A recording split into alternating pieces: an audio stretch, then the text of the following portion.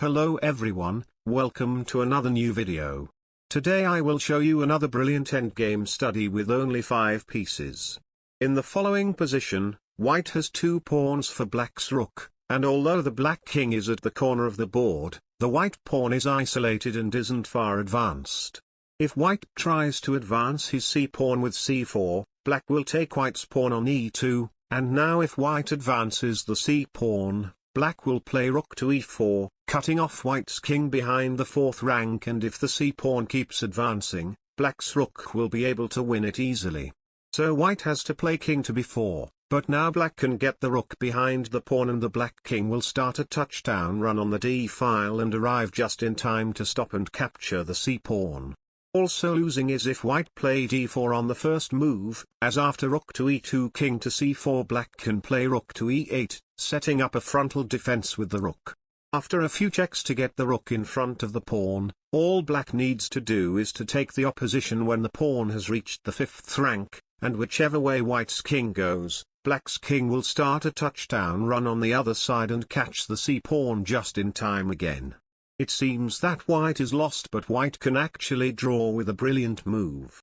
The move is pawn to e3. This move seems nonsensical, but its idea becomes clear after rook e2 pawn c4 rook e3 king b4.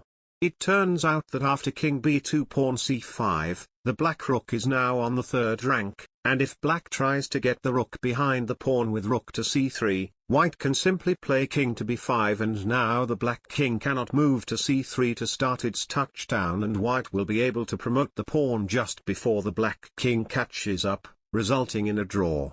Black can try to start the touchdown early with king to b1 on the first move, but white has another brilliant move, king to c4, intending to start advancing the e-pawn. After king c2 pawn e4 rook e2, white can simply play the brilliant king to d5, and after king takes c3 white will advance the e-pawn. Since black's king is now on the wrong side of the pawn, black will again be unable to stop white's pawn. Finally, if black tries to set up a frontal defense with rook to h8, white can simply do the same thing, and black's king is again on the wrong side of the pawn, allowing white to promote and draw the game. I hope you enjoyed this endgame study with only 5 pieces on the board, and if you like more brilliant chess endgames, be sure to like and subscribe for more. I will see you all in my next video. Goodbye.